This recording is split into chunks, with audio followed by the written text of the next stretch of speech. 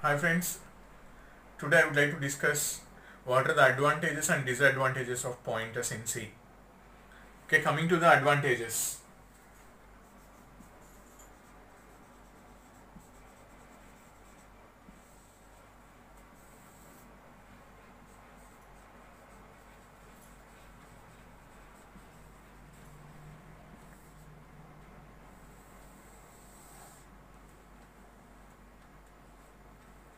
Okay, the first advantage.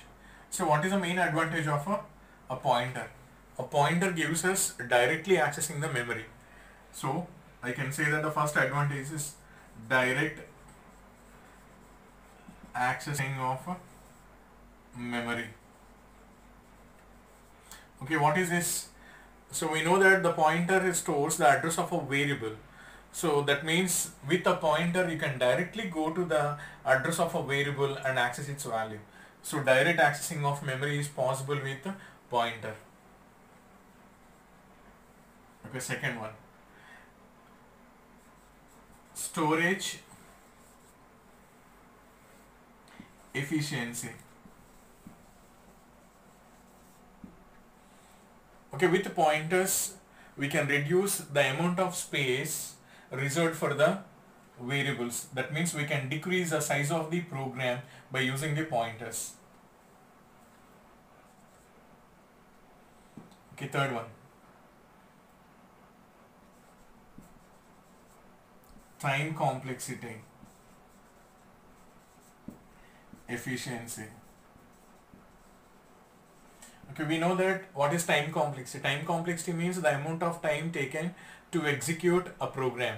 So if we use a pointers, the total amount of time taken to execute the program will be reduced. That is the third advantage. Okay, fourth advantage. So we'll see a concept called dynamic memory allocation. That means we can use the functions malloc, calloc, realloc, and there is a freeing of memory called free. So by using all those functions we can dynamically allocate memory for the arrays or structures or files. So dynamically allocating memory is another advantage of pointers. Dynamic memory allocation. Dynamic memory allocation. Okay, fifth one. Coming to the fifth one. So another important use of this pointer is we can create advanced data structures like linked list, stacks, queues, concept by using these pointers. We can create advanced data structures like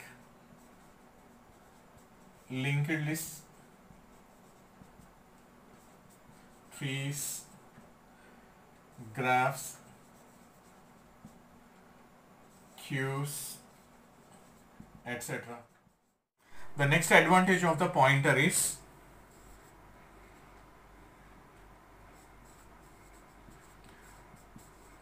pointers can be used to return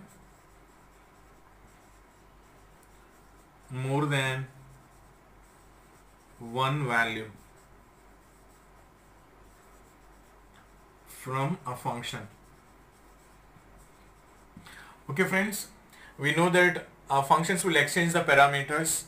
Okay, so there are two kinds of a parameter passing methods: pass by value, pass by address. In pass by value or pass by address, a function can return only a single value.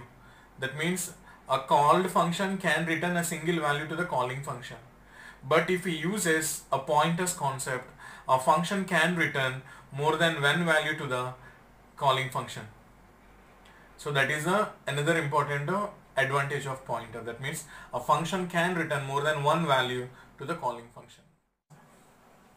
And coming to the disadvantages, the first one is segmentation fault.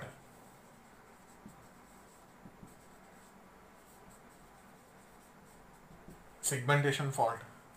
So in some programs, during execution of some C programs, we'll suddenly encounters there is a sudden interrupt in the execution of the program, and we can see a message called segmentation fault.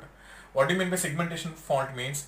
If there are uninitialized pointers, they may create a segmentation fault, and your execution of the C program abruptly closes. So that causes a segmentation fault. Another drawback is memory leak.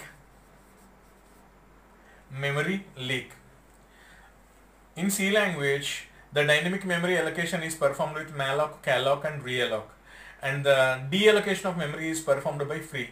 That means you need to explicitly deallocate the memory given to the arrays or structures by using free method. If you forgot to free the memory, that will create a concept drawback called memory leak. So that is another drawback. Okay, the third drawback with the pointers is memory corruption. Memory corruption means anyone can change the value of the variable without the knowledge of the programmer. That means through pointer we can change the value of the variable. So that means you can corrupt the value of the variable through pointer. That is called memory corruption. Okay, fourth disadvantage, dangling pointer.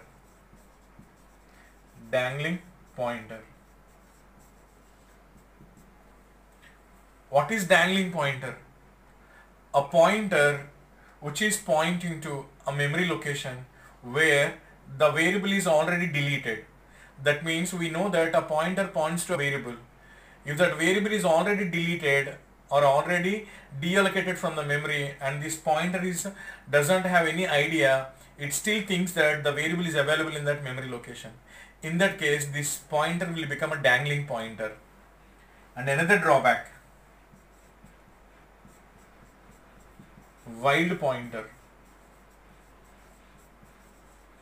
Wild pointer. What is wild pointer?